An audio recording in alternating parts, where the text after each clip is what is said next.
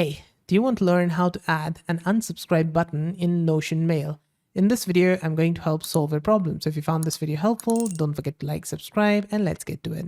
Over here, I've got this unsubscribe button, which is going to be very effective if you want to unsubscribe from these emails. So to add it, you need to go over here on the top, click on this, edit view, press on the customize hover actions. And inside here, I'm going to first delete that.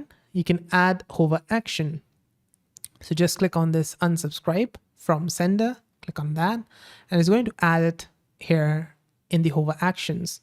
You can just drag it and push it up like this. And let's go back and hover on these emails.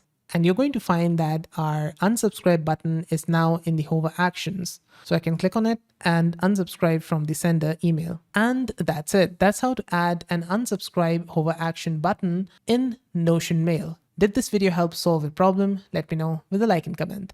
And if you want to learn more about Notion Mail or want more Notion Mail tutorials, it's going to show up on the right hand side in a playlist. So see you there and bye for now.